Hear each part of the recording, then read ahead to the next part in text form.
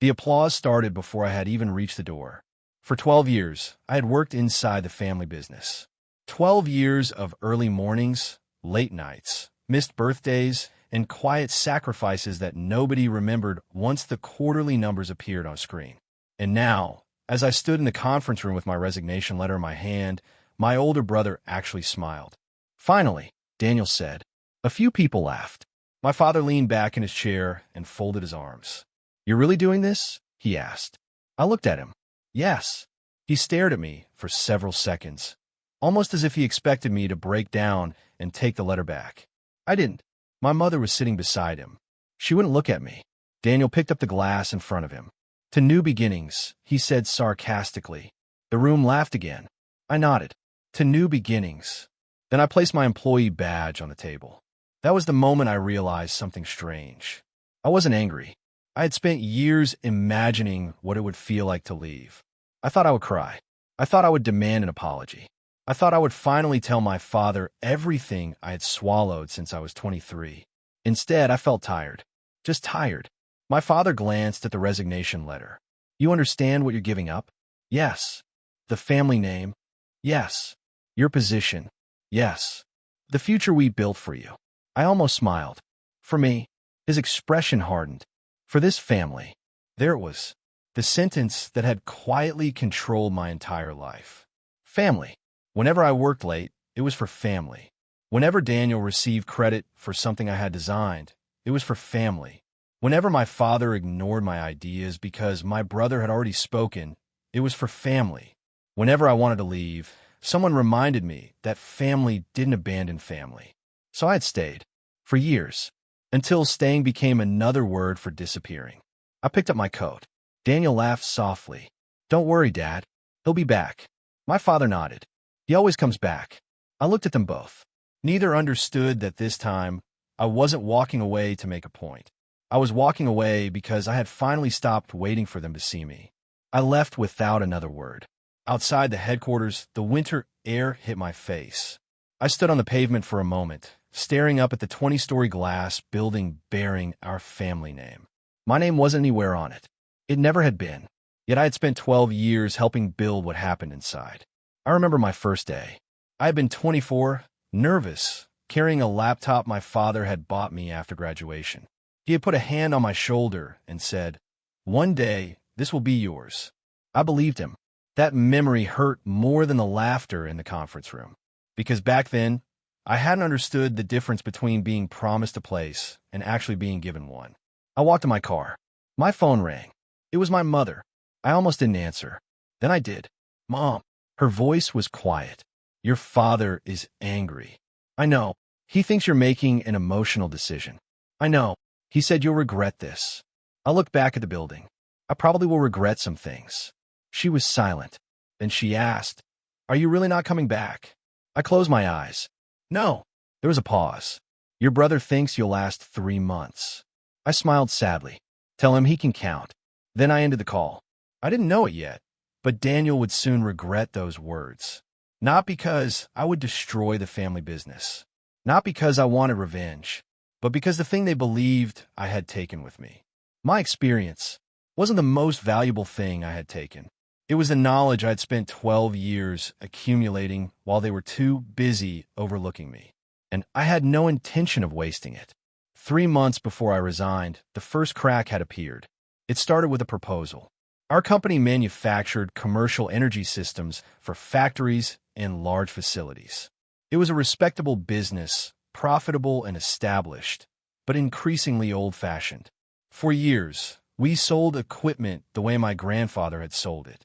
Large contracts, long installation cycles, expensive maintenance, and almost no attention to what customers actually needed after the sale. I had spent 2 years developing an idea that could change that.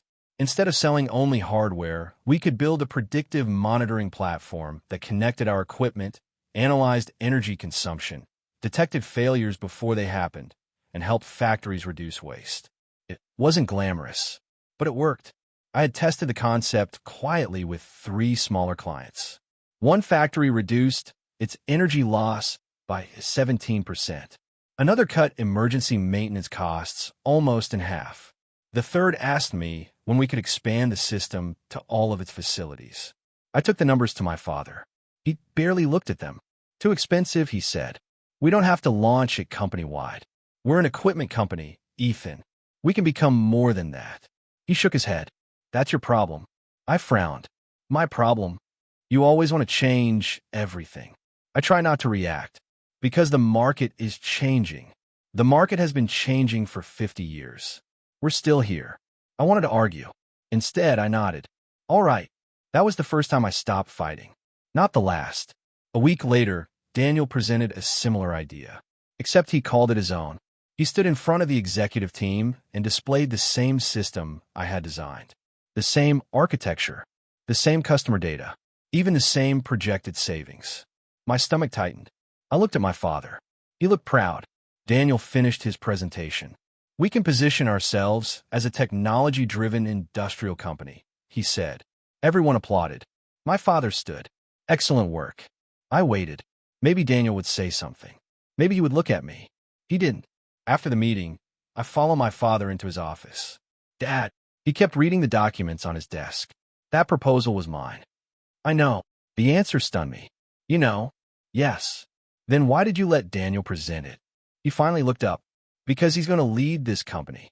I stared at him. So my work doesn't matter? Don't make this emotional. I spent 2 years developing that system. And now your brother will take it forward. I felt something inside me go quiet. Did you even read my original proposal? He didn't answer. That was answer enough. I left his office. That night, I went home and opened an old wooden box. Inside was a photograph of my father, my brother, and me standing in front of our first warehouse. Daniel was 12. I was 9.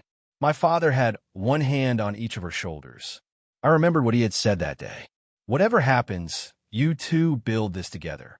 I had believed that promise for most of my life. But promises change meaning when only one person remembers them. The second betrayal came 6 weeks later. The company announced Daniel as head of a new technology division. My name wasn't mentioned. Neither was my research team. When I asked my father why, he said, "You're better suited to technical support." Technical support. After 12 years. After building the proposal Daniel had presented. After bringing in some of the company's largest clients. I didn't argue. I simply asked one question. Do you want me to stay? My father sighed. Of course. Why? He looked irritated. Because you're family. That word again. Family. I nodded. All right. I stayed. But something had changed. I stopped volunteering. Stopped explaining. Stopped trying to prove that my ideas deserved a place at the table. I did my assigned work. I went home, and quietly, I began documenting everything I had created. Not to steal anything. Not to sabotage the company. I simply wanted to know what belonged to me. Then came the final blow. One Monday morning, I was called into the executive conference room. My father was there. Daniel was there. So was the company's lawyer. My father slid a document across the table. Sign this. I read the first page. It was a broad intellectual property assignment. Everything I had developed while employed by the company would belong to the company. I looked at Daniel. He wouldn't meet my eyes. I turned to my father. You want me to sign this now? It's standard. For work I already created? For the protection of the family business. I stared at the document. Then I understood. They weren't asking me to protect the family. They were asking me to disappear from my own work. I pushed the document back. No. My father's face changed. What did you say? I said no. Daniel finally spoke. Ethan, don't make this difficult. I looked at him. You already did. My father stood. You've become very ungrateful. I took a slow breath. For years, that word would have destroyed me. That day, it didn't. I stood up. I gave you 12 years. He said nothing. I gave you my weekends. Nothing. My ideas. Silence. My loyalty. Still nothing. I looked at the resignation letter I had prepared that morning. Then I placed it on the table. I don't owe you my future. Nobody laughed this time. I walked out. And when the doors closed behind me, I realized something I should have understood years earlier. Sometimes leaving isn't the moment you lose your family. Sometimes it's the first moment you stop losing yourself. For the first 2 weeks after I left, I kept expecting someone to call. Not because I wanted them to, because for 12 years, My phone had been an extension of the family business. A supplier needed something. A factory manager had a problem. Daniel wanted a report. My father wanted numbers. Someone was always asking me to fix something, then suddenly nothing. The silence was almost uncomfortable. On the third morning, I woke up at 7, reached for my phone, and realized there were no missed calls. I laughed quietly. Good. Then I made coffee and opened my laptop. I had rented a tiny office above a printing shop on the edge of the city.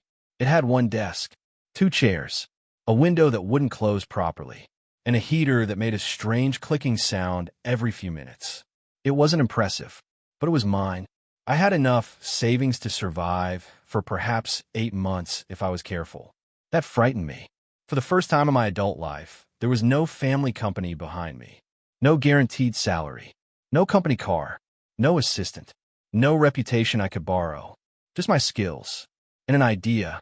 The idea itself had changed.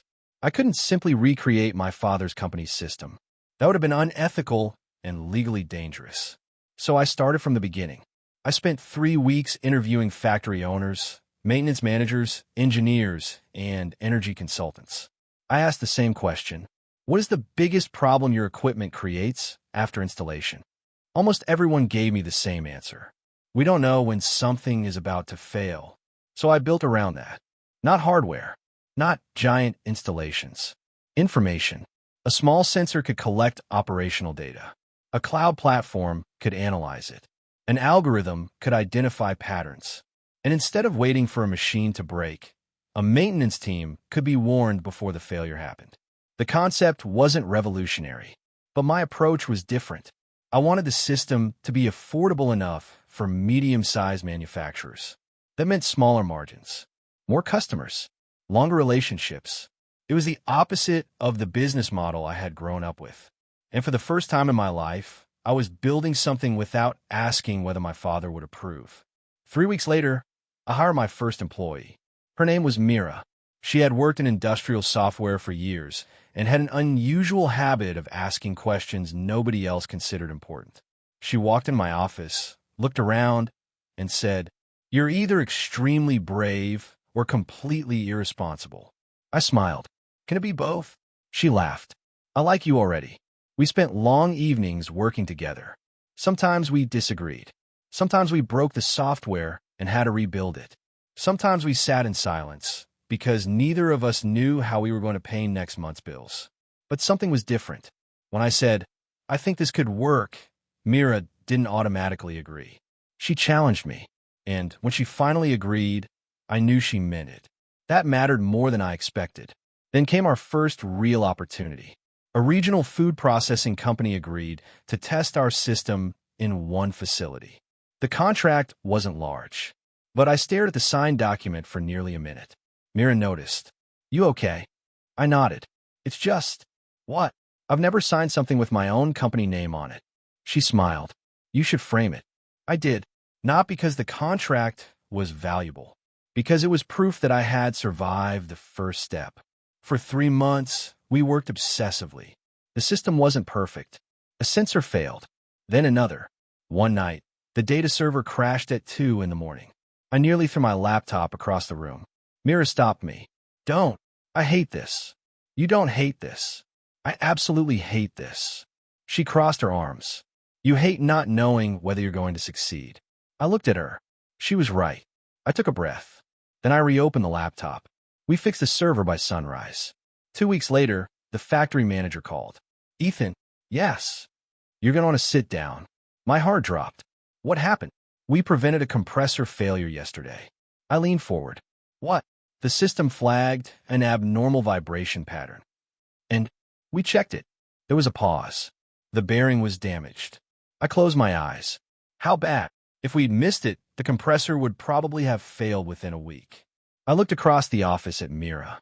She understood immediately. Our system worked. Not in theory. Not in a presentation. In the real world. I whispered, "We did it." Mira smiled. "No." She pointed at the screen. "We're just getting started." I didn't know how right she was. Because that same week, something happened back at my family's company. Daniel received a major contract. At least, that's what the announcement said. The company proudly presented its new predictive maintenance division. Their press release described the technology as an internal innovation led by Daniel. I read it twice. Then I closed the page. For a few minutes, old anger returned. But I let it pass. I had made a decision. I wasn't going to spend my new life staring backward. So I kept working. 6 months after I left, we had 11 clients. Not enough to make us rich. Enough to make us real. We moved into a proper office. We hired engineers. Mira became our operations director. And I finally allowed myself to believe that maybe I hadn't lost everything when I walked away. Maybe I had finally found the one thing that had been missing. Ownership of my own future. Then one evening my phone rang. It was my mother. I answered. Mom. Her voice was strangely careful. Ethan, your father wants to speak to you. I looked at the clock. What about? She hesitated. Your old technology. My expression changed. What about it? He says there are problems. I leaned back in my chair. What kind of problems? My mother lowered her voice. The system isn't working the way Daniel promised. I said nothing. Then she asked the question I had secretly expected for months. Could you come back and help? I looked around my office. At the engineers working late. At the framed first contract on my wall. At the company logo on a glass door. Then I answered calmly. No. My mother was silent for so long that I wondered if the call had disconnected. Finally, she said, You're really not going to help your father. I didn't say that. You said no. I said I won't come back. Why? I looked down at my hands. Because I remember the conference room. The document. The laughter. The way my father had called me ungrateful. But I didn't say any of that. Instead, I said, because if I return every time they need something, I'll never actually leave. My mother sighed. Your father won't understand. I know. She hung up shortly afterward. I thought that would be the end of it. It wasn't. 3 days later, I received an email from the family company's legal department. They wanted to discuss intellectual property. My first reaction was anger. My second was fear. My third was calm. I forwarded everything to our lawyer. The issue was simple. They believed our new company had been built using technology developed while I worked for them. They weren't entirely wrong. Some of my knowledge had obviously come from those 12 years. Experience can't be erased. But our system was independently developed after I left, using different architecture, different code, different hardware, and different employees. We had records for everything. Mira looked at the legal notice and frowned. They're scared. I shook my head. Don't assume that. You're their former employee. Now you're competing with them. We're not competing with them. She raised an eyebrow. Not yet. I smiled. Exactly. We spent the next month making sure every piece of our intellectual property was documented. Nothing dramatic happened. No threats. No shouting. Just paperwork. But beneath the surface, the relationship between our two companies was changing. Our clients began talking. One factory manager recommended us to another, then another. Our pricing was lower. Our implementation was faster. And most importantly, our customers actually understood what they were paying for. We weren't selling equipment. We were selling fewer breakdowns. By the end of the year, we had 37 industrial clients. My father noticed. Of course he did. The first time he called me directly, I almost didn't answer. Ethan, Dad. His voice was colder than I remembered. I've heard you're doing well. We're doing okay. Don't be modest. I said nothing. He continued. You should consider coming back. I almost laughed. Back. We could merge what you're doing into the family business. I looked out the window. Snow was falling over the street. That's not happening. Why? Because it's my company. There was silence. Then he said, You're being stubborn. No. I spoke quietly. I'm being clear. He didn't respond. Finally, he said, You'll learn that business isn't as simple as you think. Maybe. Your success so far doesn't mean anything. I know. Then why are you so confident? I smiled faintly. Because I don't need to win against you. He was silent. I just need to build something that works. Then I ended the call. For several minutes, I sat there thinking about the boy in the old photograph. The boy who believed his father would one day hand him the company. I realized I didn't want it anymore. That was the strangest part. I didn't want their building, their name, their approval, their throne. I wanted my own table, my own people, my own decisions. A year and a half after leaving, our company secured its largest contract yet, A national manufacturing group wanted our system across 22 facilities. The deal changed everything. We hired 40 more people. We expanded into 2 cities. Investors began calling. And then came the moment that changed the story completely. One of our new clients asked me a question during a board meeting. Why don't you offer the technology to international manufacturers? I smiled. Because we're not ready. He leaned back. You're closer than you think. That night, I stayed late. I opened the financial projections, then the expansion plans, then the market reports. For the first time, I saw something I hadn't allowed myself to consider. Our company wasn't just surviving. It was becoming a serious competitor. And there was another detail. The family business had begun losing major contracts. Not because of us alone. Their equipment division was aging. Their new technology platform had failed at several client sites. Maintenance costs were rising. Customers were demanding more flexible solutions. And suddenly, the business model I had spent 12 years warning my father about was becoming obsolete. I didn't celebrate. I actually felt sad. Because beneath everything that had happened, I still remembered the warehouse. The old photograph. My father's hand on my shoulder. I still wanted him to succeed. I just no longer needed to be the one who saved him. Then Mira walked into my office. You saw the report? Yes. She placed another document on my desk. What is this? Our newest competitor analysis. I opened it. My eye stopped on one company. My family business. Mira watched my expression. They're not our biggest competitor. I looked up. What? She pointed to another name. Your family business is losing ground to us. I stared at the numbers. Then she said the sentence that made everything suddenly real. Ethan, we're becoming their biggest threat. I leaned back slowly. For years, they had believed I was the one who needed them.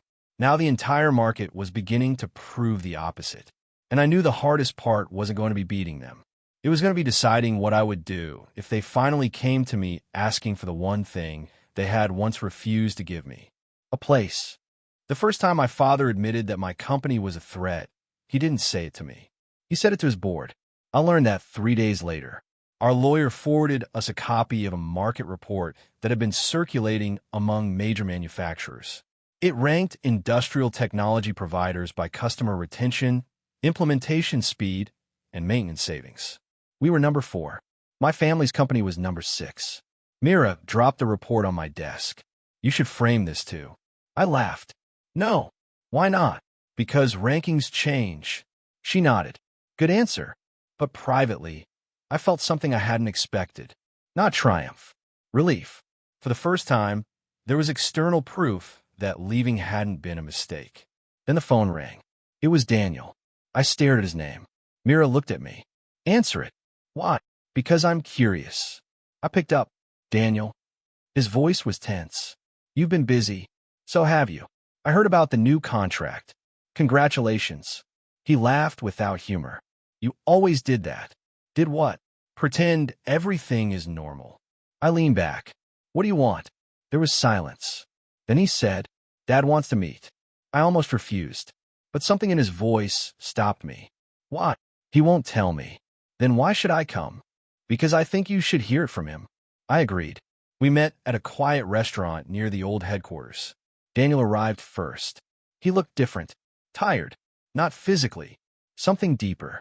The confident expression I remembered from our conference rooms was gone. He stood when I approached. Ethan. Daniel. We sat. For a while, neither of us spoke. Finally he said, You really built all this yourself? I smiled slightly. Not myself. Mira. And 47 other people. He nodded. I read your latest report. I assume you didn't enjoy it. No. The honesty surprised me. He looked down. Do you know what Dad says? What? That you're lucky. I almost smiled. Lucky. He thinks the market is temporarily favoring you. And you. Daniel looked at me. I think you were right. The words landed harder than an insult. I had waited 12 years to hear them. And now that they had finally arrived, they meant almost nothing. I asked, About what? Everything. He looked away. You warned us. I remembered all the meetings. The charts. The projections. The warnings. I remember my father saying, I want to change everything. Daniel rubbed his forehead. I thought you were trying to compete with me. I wasn't. I know that now. Then why did you take my work? His eyes dropped. There it was. The question neither of us had wanted to answer. I was afraid, he said. I stared at him. Of what? That Dad would choose you. I said nothing. He continued. You were always better at the technical side. Everyone came to you. Clients trusted you. Engineers trusted you. So you took my work? I thought if I had your project, I'd finally prove I deserved the position. I felt a strange sadness. You never had to prove that to me. But I did to Dad. I looked at my brother. For the first time, I saw the child behind the man. The 12-year-old standing between our father's hands in that old photograph. The brother who had spent his whole life competing for approval. It didn't excuse what he had done, but I understood it. Understanding someone isn't the same as absolving them. Why did you call me? I asked. He hesitated. Because the company is in trouble. I expected that. What kind? Our largest client is considering terminating its contract. Why? Your old platform failed during a major production cycle. I lower my eyes.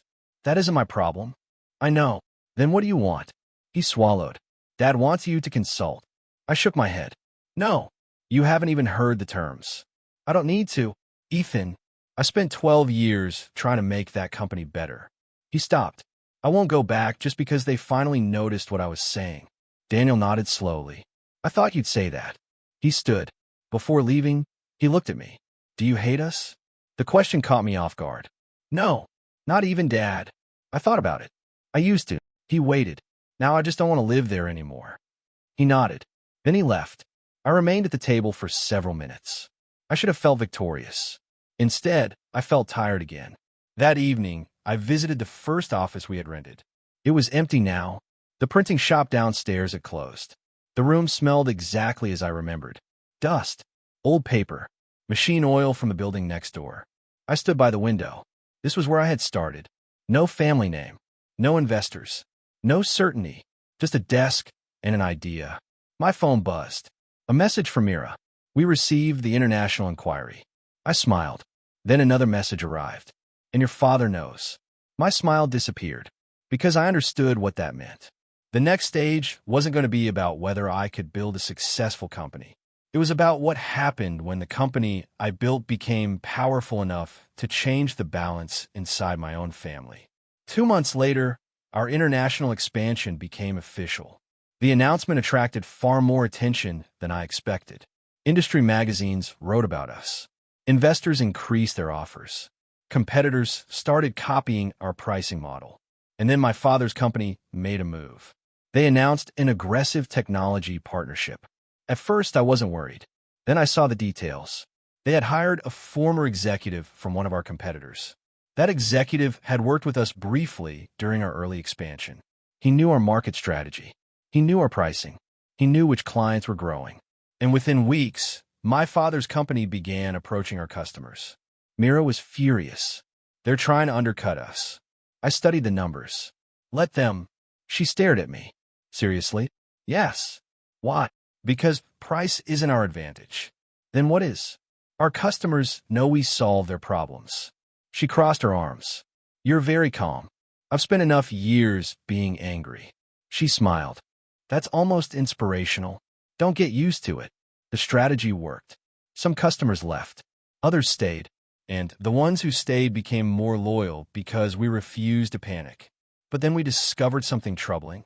A confidential proposal from our company had been sent to one of our competitors. Our pricing, our implementation schedule, part of our expansion plan. Someone had leaked it. We immediately launched an internal investigation. For 3 days, everyone was tense. Nobody knew whom to trust. I hated that feeling. It reminded me of the family business. Back then, I had assumed loyalty was automatic because we shared blood. Now I understood that loyalty had to be earned. We traced the leak to a senior employee. He admitted he had been offered money. By whom? He wouldn't say. Our lawyers handled the matter. No dramatic confrontation. No threats. We terminated his employment and protected the company. But the damage was done. The competitor suddenly matched one of our expansion offers. Mira looked at me. They're getting information from somewhere. I knew who she meant. My family. But I refused to accuse them without proof. Then something unexpected happened. Dana called me. Ethan. What? You need to know something. His voice was low. What? Dad is planning to acquire one of your suppliers. I frowned. What? To pressure your costs. I closed my eyes. Are you warning me? Yes. What? It was a long pause. Because I'm tired. I understood. Daniel wasn't asking for forgiveness. He was stepping away from the war. I asked, can you stop him? No. Then what can you do? Nothing. I appreciated the honesty. Thank you. He exhaled. There's one more thing. What? Dad wants to meet you tomorrow. I almost laughed. Again. This time it's different. Ow. He knows you're going public. I went still. That was true. We had been preparing for a major investment round that could eventually lead to an IPO. If we succeeded, our company would no longer be a promising startup. It would become a major industrial technology company, and that would make us impossible for the family business to ignore. The next afternoon, I entered my father's office for the first time in nearly 2 years. Nothing had changed. The same dark wooden desk, the same shelves, the same photograph of my grandfather. My father stood by the window. For a moment, neither of us spoke. Then he said, "You look well." "I am." He nodded. "I heard you're expanding overseas." "Yes." "Your company has grown quickly." "Yes." He turned. "Are you proud?" The question surprised me. "Yes." He looked down. "I should have been proud of you before." I didn't answer. He walked toward the desk. "Sit." I sat. He remained standing. "I made mistakes." I waited. He continued.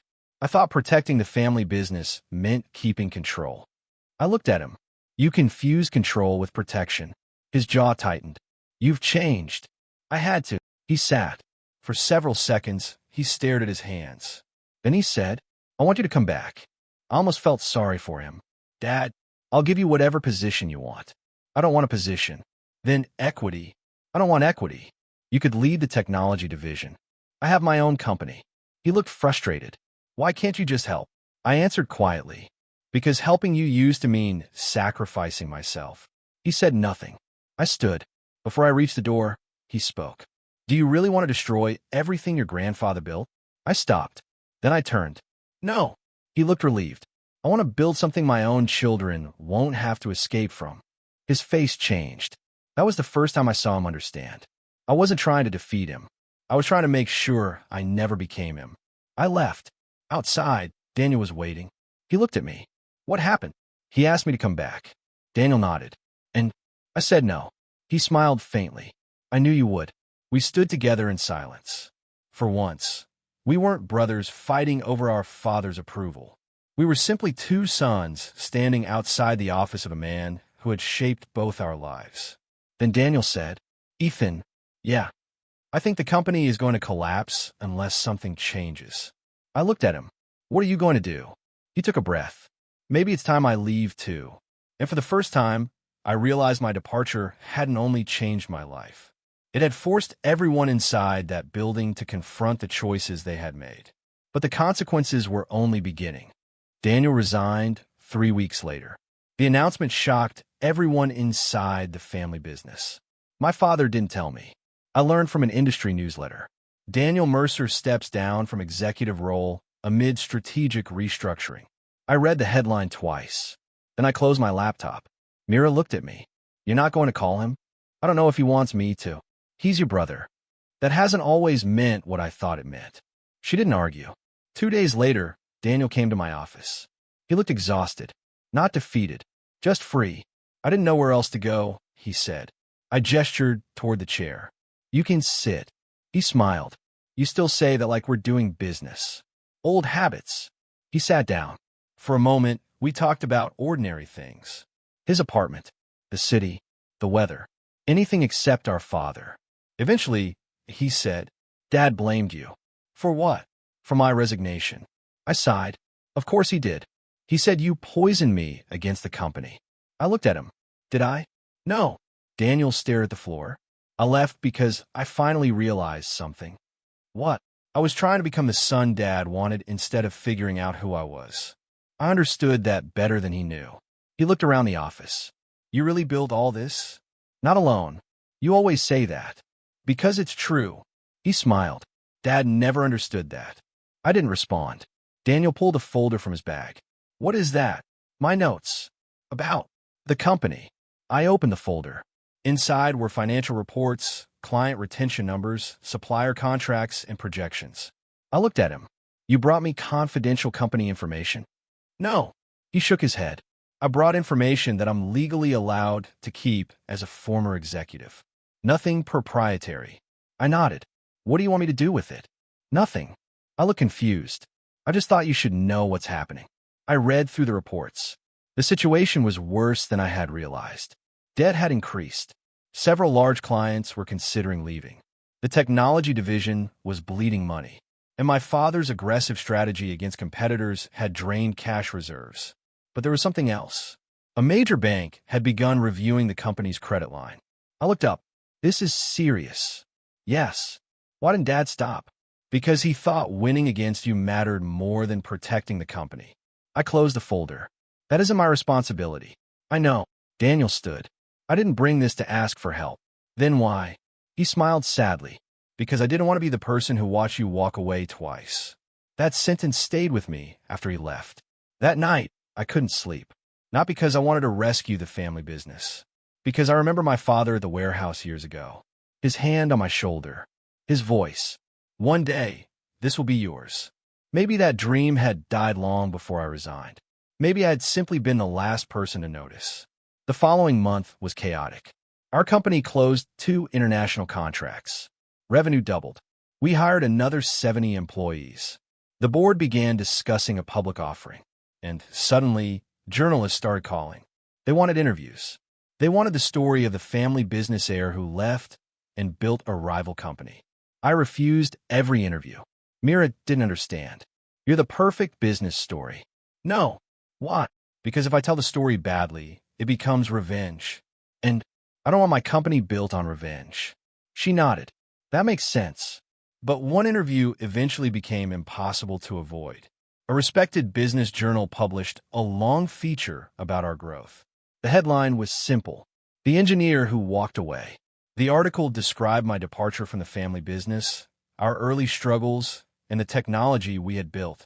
It never attacked my family, but the market connected the dots. Within 48 hours, our company's valuation surged, and my father's company fell again. That was the moment the old world finally understood what had happened. I hadn't left because I couldn't succeed there.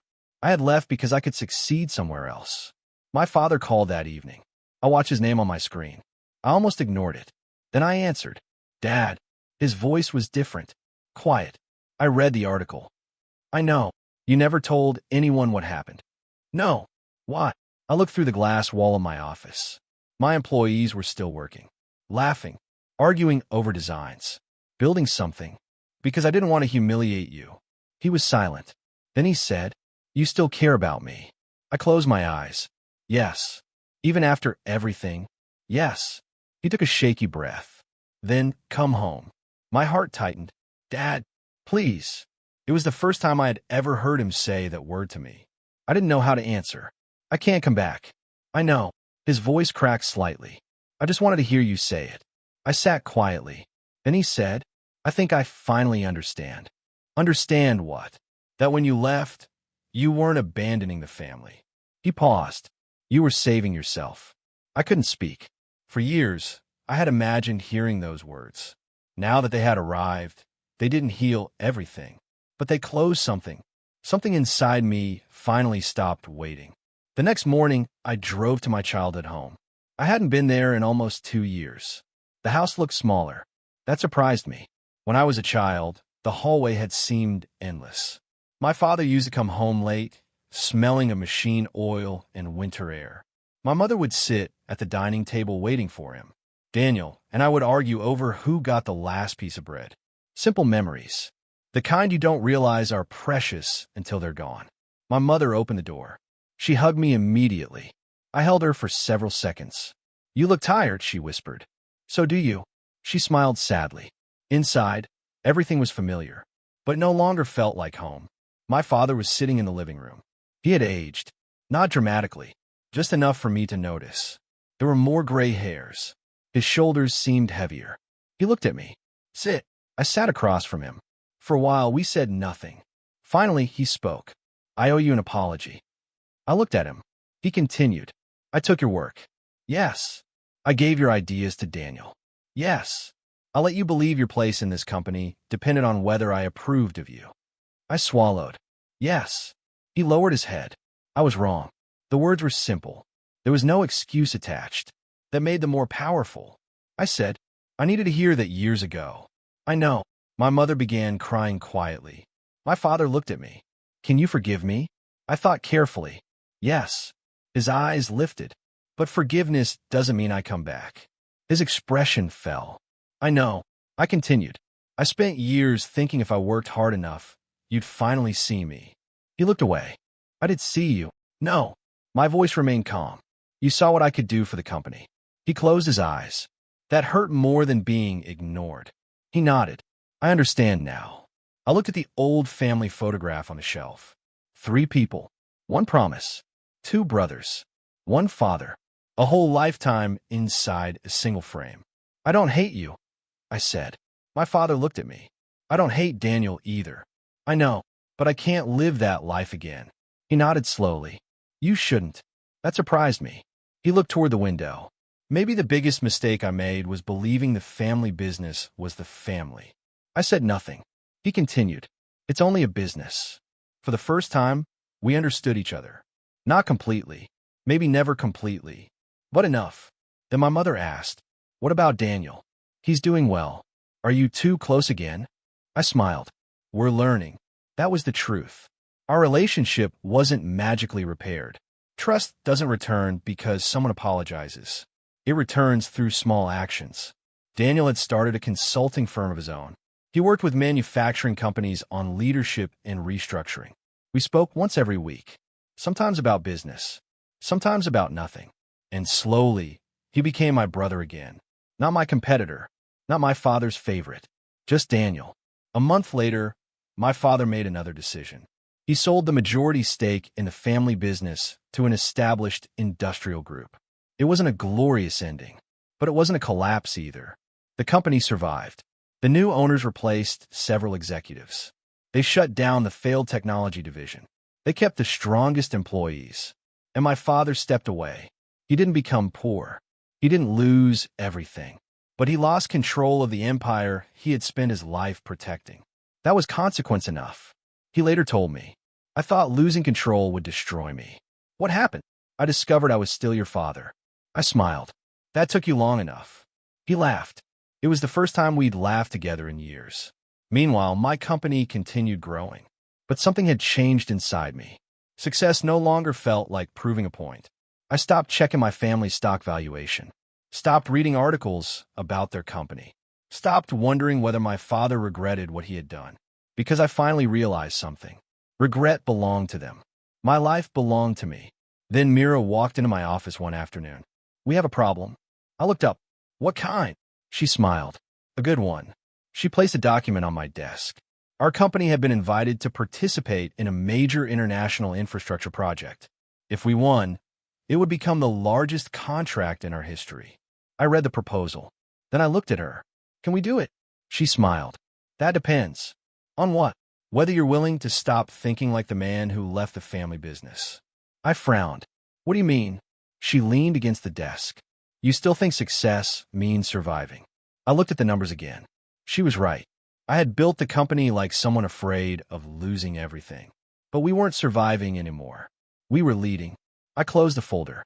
Then let's build like it. 3 months later, we won the contract. The news spread around the industry. And that was when my father called again. But this time, he wasn't asking me to return. He had another question. Ethan, he said, would you consider buying the building where we started? I went silent. The old warehouse. Yes. I looked out the window. I remember the photograph. The dust. The machines. The 2 boys standing beside their father. Why? Because it belongs to the family. He paused. And I think it belongs with you. I didn't know what to say. The building represented everything I had lost. And everything I had built after leaving. Maybe it was time to decide what that history meant to me. I went back to the old warehouse alone. The building had changed less than I expected.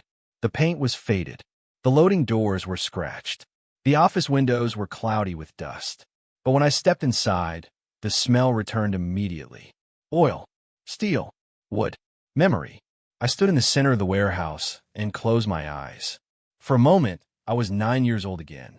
Daniel was beside me. My father stood behind us. Look carefully, he had said. One day, you boys will understand what this place means. At the time, I thought he meant money. Years later, I understood. He meant belonging. I walked toward the old office at the back. The door creaked when I opened it. There was still a mark on the wall where I had once measured my height as a child. I laughed softly. Then I noticed something on the floor. An old metal toolbox. I recognized it immediately. My grandfather's. I opened it. Inside were a few rusted wrenches, screws, and a folded piece of paper. I unfolded it. It was a handwritten note. My grandfather's handwriting. I had never seen a note before. It said, "Build something that remains useful after you're gone. A family name is temporary. What you build for others is what survives." I sat down. For several minutes, I couldn't move. My father had spent decades protecting the family name. I had spent years trying to earn my place inside it. But my grandfather had apparently understood something neither of us had. A business wasn't meant to be a monument. It was meant to serve people. I called my father. "Dad." "Yes." "I'll buy the warehouse." There was a pause. "Are you sure?"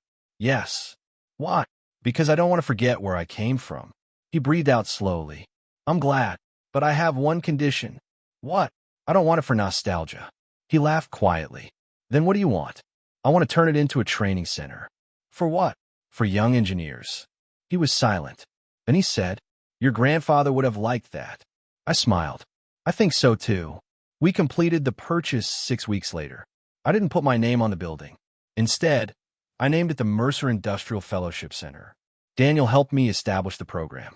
Mira insisted on designing the curriculum. We invited students from technical universities, vocational schools, and small manufacturing communities. The first group arrived that summer. 24 young people. Most had never worked inside a real factory. I walked them through the old warehouse. One young engineer raised his hand. "Sir, did you work here?" I smiled. "Yes." "Were you the owner?" I shook my head. "No." "What did you do?" I looked around. Mostly, I fixed problems nobody wanted to admit existed. The students laughed. But I meant it. That had been my real education. Learning to see what others ignored. The program grew. Then something unexpected happened. A young woman named Lena joined the fellowship. She was brilliant, quiet, relentlessly curious. During one workshop, she challenged one of my assumptions about predictive maintenance. I asked, "Why do you think the model is wrong?" She pointed at the screen. "Because you're measuring the machine, and you're not measuring the person operating it." I stared at the data. She was right. Human behavior was creating patterns the system hadn't considered. That conversation led to a new research project. Months later, it became one of our company's most important innovations. I offered Lena a position. She accepted. Watching her grow reminded me why I had built the company in the first place. Not to defeat my father, not to become richer than my brother, to create something that allowed people to become more than what others expected of them. That realization changed my relationship with success. I began giving more responsibility to my team. I stopped making every decision. I started mentoring young engineers. And for the first time, I considered what my own future might look like beyond business. Then Mira asked me to dinner. Not a business dinner, a real one. I arrived at the restaurant and found her waiting. "You're late." 7 minutes. "Exactly." I smiled. "You invited me." I did. We talked for hours. About the company. About travel. About childhood. About the strange paths people took before finding the right one. At the end of the night, she said, "You know what's funny?" "What?" "When I met you, I thought you were running away." "Was I?" "Yes." "And now?" She smiled. "Now, I think you were walking towards something." I looked at her. There was no dramatic confession, no sudden declaration, just a quiet understanding. And somehow, that felt better. Over the following months, we became closer. Mira never treated my past like a weakness. She never asked me to prove I had moved on. She simply stood beside me. When I was exhausted, she noticed. When I became too ambitious, she told me. When I doubted myself, she didn't flatter me. She reminded me of facts. "You've done this before. You solved worse problems. Stop trying to impress people who aren't watching. That last one became my favorite. Because she was right. I had spent too much of my life performing for an audience that never intended to applaud. Now I was finally living without one. The public offering came 2 years after I left the family business. By then, our company had become one of the fastest-growing industrial technology firms in the region. The day before the announcement, I visited the old warehouse. The fellowship students were gone. The lights were off. I walked through the empty building alone. I stopped at the wall where my childhood height marks remained. 9 years old, 12, 15. I touched the highest mark. Then my phone rang. My father. You're at the warehouse? Yes. I thought you might be. How did you know? Because I know you. I smiled.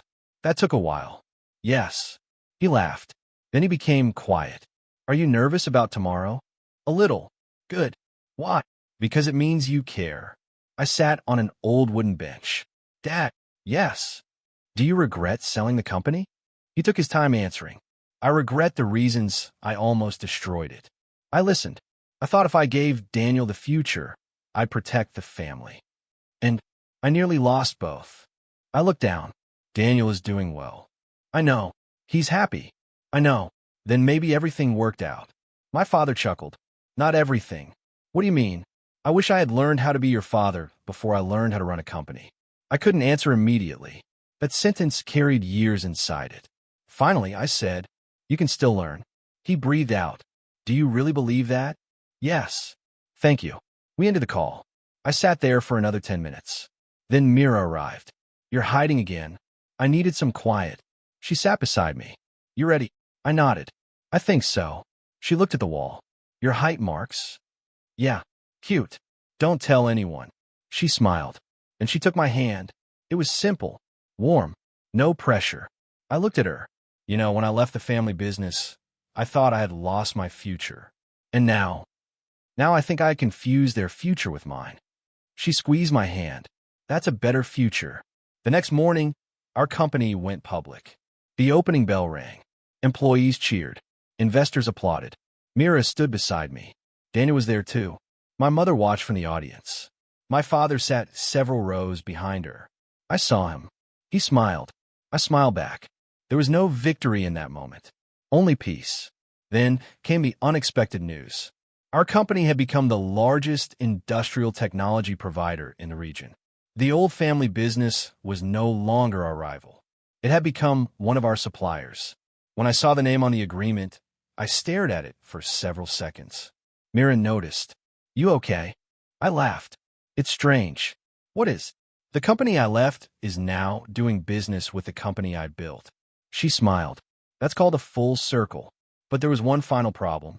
A few months later, the board discovered that an executive at one of our subsidiaries had been falsifying performance reports. The misconduct had gone on for nearly a year. I was furious. Not because it threatened our stock price. Because it threatened the trust we had built. The board recommended quietly resolving the matter. I refused. People need to know. One director warned me. It could hurt the company. I answered. Then we accept the cost. We disclosed the misconduct. The executive was removed. Several contracts were reviewed. The stock price fell temporarily. Some investors criticized me. But our employees stayed. Customers stayed. And within a year, the company recovered stronger than before. That experience taught me something my family business never had. A company wasn't protected by hiding its weaknesses. It was protected by facing them. One evening, I received a message from Daniel. Dad wants to see you. I replied. Is he okay? Daniel answered. Yes. He just says there's something he needs to tell you. I drove to my father's house. He was sitting in the garden. Older now. Slower. But peaceful. He handed me a small envelope. What is this? Open it. Inside was the old photograph. The one from the warehouse. The three of us. I looked at it. My father said, I kept this because I thought it showed the beginning of the family business. I turned the photograph over. There was writing on the back. His handwriting. For my sons. Whatever you build, don't let it cost you each other. I looked at him. You wrote this? Yes. When? 30 years ago. I laughed softly. You should have followed your own advice. He smiled sadly. I know. Then he looked at me. I can't change what happened. No, but I can tell you something I should have said years ago. He paused. I'm proud of you. My eyes burned. Not because I needed his approval anymore. Because I finally didn't. I hugged him. For the first time in years, I wasn't hugging the head of the family. I was hugging my father. And when I left that evening, I understood that closure wasn't about pretending the past hadn't happened. It was about carrying the past without letting it decide where you went next. 3 years after I left the family business, I returned to the warehouse for the last time. Not because I needed anything. Not because someone had asked me to come. I simply wanted to see it before the Fellowship Center opened its newest building across town. The old warehouse had become a place of beginnings. Young engineers had learned there. Small manufacturers had received free technical advice there. Daniel had hosted his first leadership workshop there. Mira had spent countless evenings reviewing research papers there. And I had learned something there that took me half a lifetime to understand. Leaving wasn't failure. Sometimes leaving was the first honest decision you made. I walked through the empty workshop. Machines hummed softly in the distance. Sunlight entered through the high windows. On the wall, the old photograph still hung. I had enlarged it. 3 people, 1 family, 1 dream. But underneath it, I had added a sentence. Build something that gives others a future. I stood there for a while. Then I heard footsteps. My father. He had aged more since the last time I saw him. He walked slowly, carrying a cane. You came. I did. He looked around. Your grandfather would have liked this. I think so. He touched the photograph. You know, I used to think success meant having a company people feared. I smiled. And now? Now I think it means having people who trust you. I nodded. We stood together. No arguments. No negotiations. No expectations. Just 2 people who had spent years misunderstanding each other. My father looked at me. Are you happy? The question was so simple that it almost hurt. Yes. Really, yes. He smiled. Good. I thought about everything that had happened. The resignation. The tiny office. The first contract. The failed server. The international expansion. The public offering. The betrayal. The apologies. The warehouse. Mira. Daniel. My parents. For years, I had believed my story was about proving everyone wrong. It wasn't.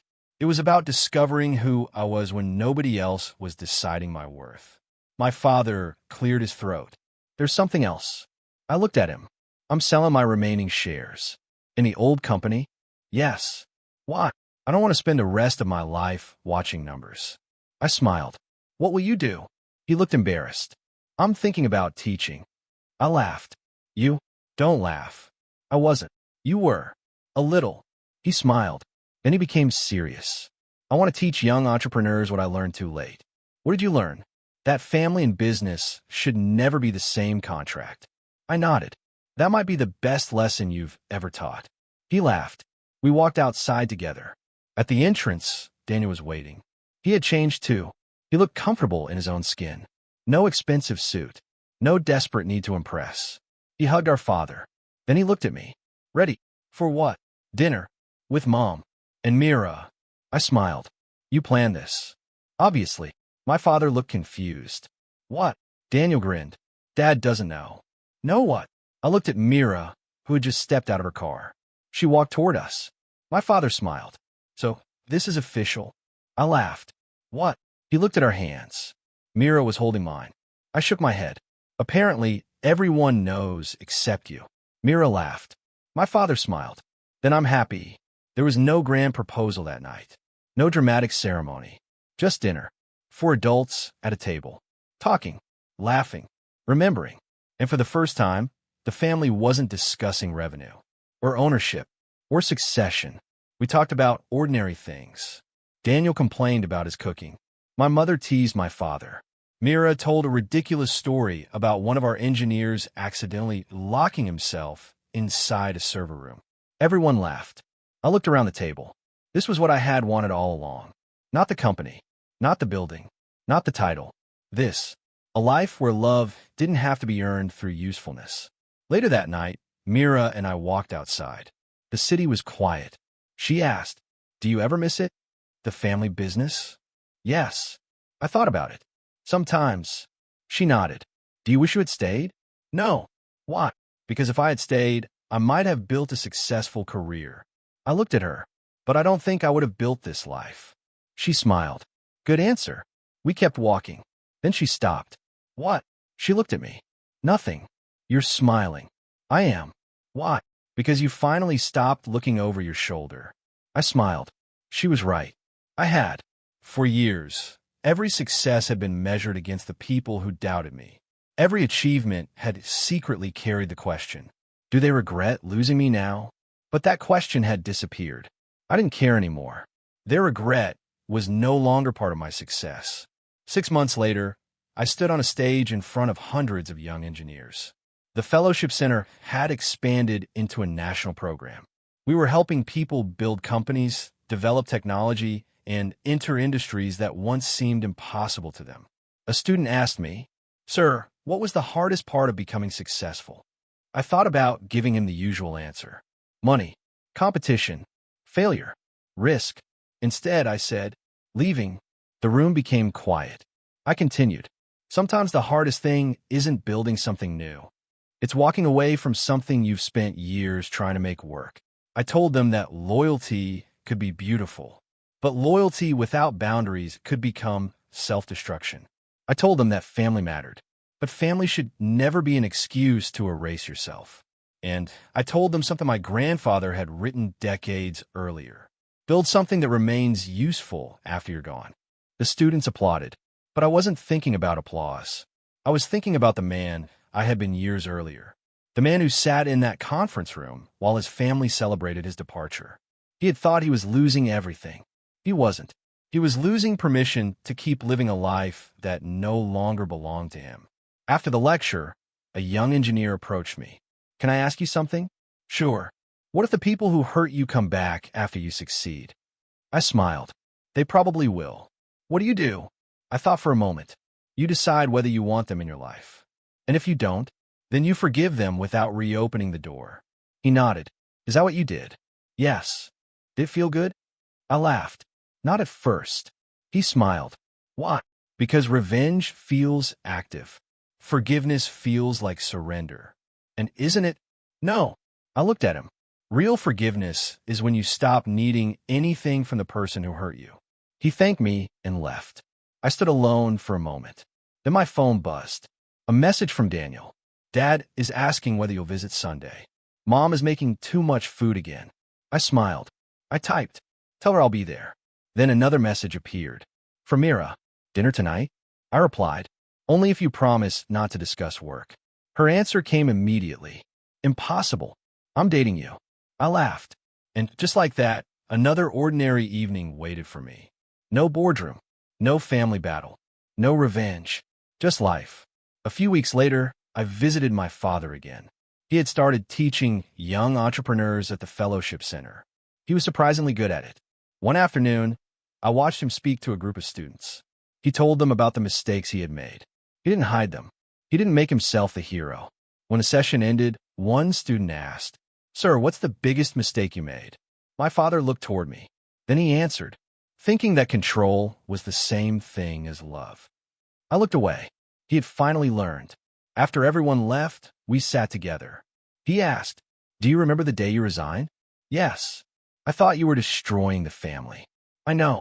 I didn't realize you were giving us a chance to become one again. I smiled. That sounds dramatic. He laughed. Maybe. We sat quietly. Then he said, I'm glad you left. I looked at him. He continued, Not because I wanted to lose you. He smiled. Because I needed to lose the version of myself that believed you belonged to me. I didn't know what to say, so I simply reached over and hugged him. Some wounds don't disappear. They become scars. And scars aren't failures. They're proof that something once hurt you and no longer controls you. Years earlier, they had celebrated when I walked away from the family business. They thought I had lost my inheritance, my position, my name, my future.